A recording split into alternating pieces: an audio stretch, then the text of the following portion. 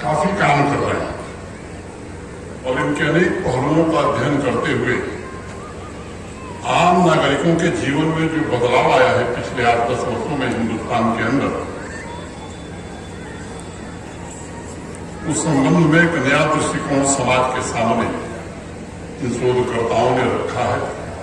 और मैं आपसे आग्रह करूंगा कि जो लोग भी इसमें रुचि रखते हैं, मेरा निवेदन होगा उन शोध पत्रों को एक बार जरूर आप ध्यान से देखें।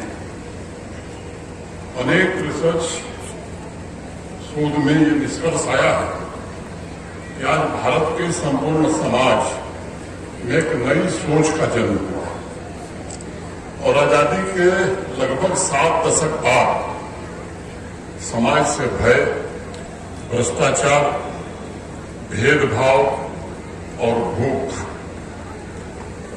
काफी हद तक हिंदुस्तान समाप्त करने में सफलता पाया है। जन कल्याण और समावेशी विकास की एक नई व्यवस्था हिंदुस्तान में स्थापित हुई। मित्रों, मैं मानता हूं कि शासन में अगर अदम्य साहस हो तभी किसी परिवर्तन का जन्म होता है, क्योंकि इसमें से बहुत सारे लोग हैं लंबे समय से देश की शासन व्यवस्था से परिचित हैं। परिवर्तन से समाज में एक नए प्रकार की आकांक्षा का जन्म होता है और एक आकांक्षी समाज अपने नागरिकों को सामाजिक, आर्थिक और सांस्कृतिक रूप से समृद्धशाली बनते हुए देखना चाहता है। अलग अलग कालखंडों में तथा दुनिया के अलग अलग देशों में इसके अनेक प्रमाण मिलते हैं। और जो बात मैंने कही कि साहस और संकल्प, ये दो ऐसे मुख्य तत्व या अवयव हैं जिसने संपूर्ण समाज, हमारे देश के संपूर्ण समाज की भाग्य रेखा को ही रूपांतरित कर दिया। किसी भी राष्ट्र, राज्य या किसी व्यक्ति, इंसान के जीवन में यह रूपांतरण ही, मैं मानता हूं, सबसे बड़ी घटना होती है, क्योंकि इसके द्वारा आदर्श और सामंजस्यपूर्ण शासन का मार्ग प्रशस्त होता है। कल मुझे अभी संतोष जी संचालन कर रहे, उन्होंने जिक्र किया और मैं श्रीनगर से चला था। मुझे भी प्राण प्रतिष्ठा के बाद कल पहली बार रामलला के दर्शन करने का सौभाग्य प्राप्त हुआ। मुझे लगता है गाजीपुर हो या उत्तर प्रदेश का पूर्वांचल हो या देश का कोई कोना, गोस्वामी तुलसीदास जी की 2-4 चौपाई, चाहे वो पढ़ा हुआ व्यक्ति हो चाहे अनपढ़ व्यक्ति हो, सबको याद रहती है।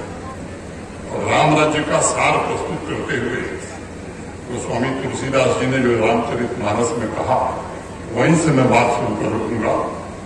वर्णाश्रम निज निज धर्म, निरत वेद पथ लोग, चलहि सदा पावहि सुखई, सुखहि नहीं भय शोक न हो।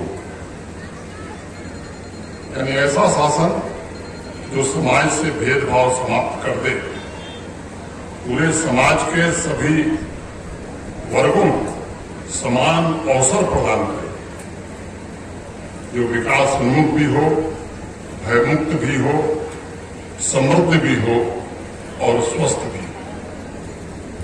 अनेक शोधकर्ताओं ने इस परिकल्पना के आधार पर अपने अध्ययन में अनेक बातों का जिक्र किया है।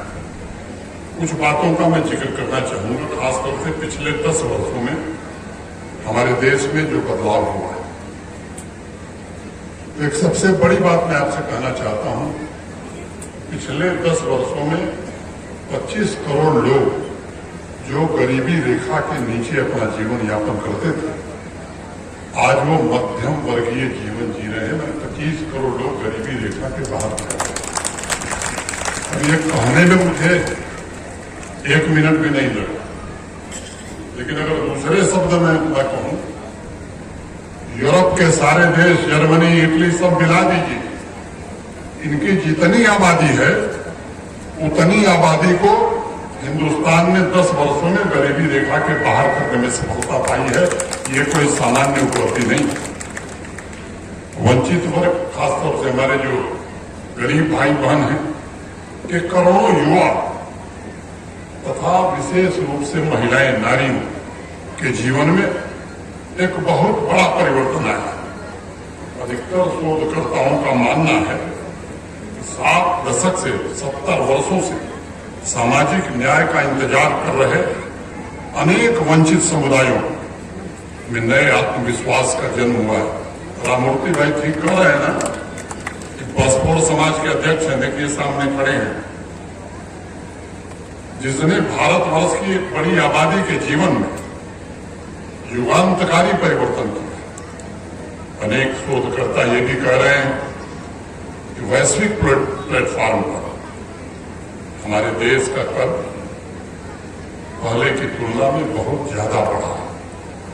आज भारत के पासपोर्ट की कीमत दुनिया के किसी देश के पासपोर्ट की कीमत से ज्यादा महत्वपूर्ण हो। जिनको विदेश जाने का अवसर मिलता है, पिछले कुछ वर्षों में जो गए होंगे, उन्होंने इस बात को महसूस किया। दुनिया के 2 देशों में अगर युद्ध हो रहा तो भारत के नागरिक हिंदुस्तान कुशलतापूर्वक वापस आ जाए, ये दोनों युद्ध की सेनाएं इस बात का ध्यान रखती हैं। और केवल भारत नहीं, पड़ोसी देशों के नागरिकों को भी ले आने में भारत की सेना ही सबसे आगे बढ़कर मदद करती है। ये हैसियत है भारत की। अनेक शोधकर्ता कह रहे हैं कि पूरे विश्व में समस्याओं से निपटने के लिए अधिकतर देश आज भारत से मार्गदर्शन की उम्मीद कर रहे हैं। अगर कॉन्फ्लिक्ट भी कहीं क्रिएट हो रहा है, युद्ध भी हो रहा है, तो युद्धरत दोनों देश आज अपेक्षा रखते हैं कि भारत इसकी मध्यस्थता करेगा। आज हम उस देश को पीछे छोड़ करके, जिस देश के हम लंबे समय तक गुलाम थे, इंग्लैंड, 11वीं बड़ी अर्थव्यवस्था हम 2014 में थे, आज इंग्लैंड को पीछे छोड़कर दुनिया की 5वीं बड़ी अर्थव्यवस्था हम बन गए। और देश की संसद में भारत के वित्त मंत्री ने जब बजट प्रस्तुत किया तो कहा कि 2027 तक भारत दुनिया की 3री बड़ी अर्थव्यवस्था बनने जा रहा है। नई पीढ़ी के लिए विशेष रूप से अनेक ऐसे अवसर इसके कारण उपलब्ध होंगे। जब हम 3री बड़ी अर्थव्यवस्था बनेंगे तो स्वाभाविक रूप से नौजवान विद्यार्थी, नई पीढ़ी के लिए ऐसे अनेक अवसर मिलने वाले हैं जो हमारी और आपकी पीढ़ी को नहीं मिले थे। कुछ दिन पहले मैं कुछ शोध पत्रों पर नजर दौड़ा रहा था, वो पेपर में पढ़ रहा था। उसमें एक शोधकर्ता, एक रिसर्चर का कहना है कि राम राज्य यानी सुशासन की सबसे बड़ी खूबी क्या हो सकती है? तो राम राज्य की खूबी यही है कि गरीब हो, वंचित हो, कमजोर हो, उसकी भलाई हो और देश आत्मनिर्भर हो। मैं समझता हूं राम राज्य से की कल्पना यही है हमारे समाज। वाल्मीकि रामायण में भी इसका जिक्र है और वाल्मीकि रामायण में कहा भी गया, आसन प्रजा धर्म पर रामे शासति नान्यता सर्वलक्षण संपन्ना सर्वे धर्म परायण। उस दृष्टिकोण से जब मैं देखता हूं तो भारत की आजादी के लगभग 7 दशकों बाद कमजोर, गरीब, वंचित, दलित, पिछड़े, आदिवासी, इनके भाग्य निश्चित रूप से इनका भाग्य बदला। शोधकर्ताओं का यह भी मानना है कि जो लोग सुशासन को नजरअंदाज करके अवसरवाद को हाशिए पर दिया करते थे, भारत की जनता ने उन्हें हाशिए पर पहुंचा दिया है और इस बार और ताकत से पहुंचा दिया। इसके अनेक उदाहरण हमारे सामने। लंबे समय बाद आज समाज एकजुट हुआ और आज समाज ने इस बात को स्वीकारा है कि इस देश में अब कोई जाति नहीं है, केवल 4 जातियां हैं। वो जातियां हैं नौजवान, किसान, महिला और गरीब। इसके अलावा कोई जाति नहीं। और इन चारों जातियों के कल्याण की दिशा में जो उपलब्धियां भारत ने हासिल की है, उसका जिक्र भी आज अनेक रिसर्चर्स कर रहे हैं। एक शोध के आंकड़े के मुताबिक पिछले 10 वर्षों में 4 करोड़ 13 लाख पक्के मकान हिंदुस्तान में गरीबों का बना है। और अभी भारत सरकार ने फैसला किया कि आने वाले 5 वर्ष में 3 करोड़ मकान हम और बनाएंगे। तो इसको अगर आप देखते हैं तो फ्रांस और जर्मनी को मिला दीजिए, जितनी आबादी है उतने पक्के मकान भारत 10 वर्ष में बना देता है। 10 करोड़ महिलाएं, माताएं, बहनें, स्वयं सहायता समूह, आइए आप लोग बैठिए, बिराजिए, सेल्फ हेल्प ग्रुप से जुड़िए। और जानते हैं मित्रों, पिछले 10 वर्षों में कितना पैसा उनको मिला है? 8 लाख करोड़ रुपया। और इसीलिए सरकार ने उनका नाम रख दिया लखपति दीदी। अनेक शोधकर्ताओं का कहना है कि अपना स्वयं का कारोबार शुरू करने वाली 75% से अधिक लाभार्थी समाज के कमजोर वर्गों से आते हैं। मैंने एक रिसर्च पेपर पढ़ा, कृषि की योजनाओं के 71% लाभार्थी भी समाज के वंचित वर्ग से। और इसीलिए रामचरितमानस में तुलसीदास जी ने लिखा, कृषि निरावहि चतुर किसाना, जिमि बुध तजहि मोह मद माना।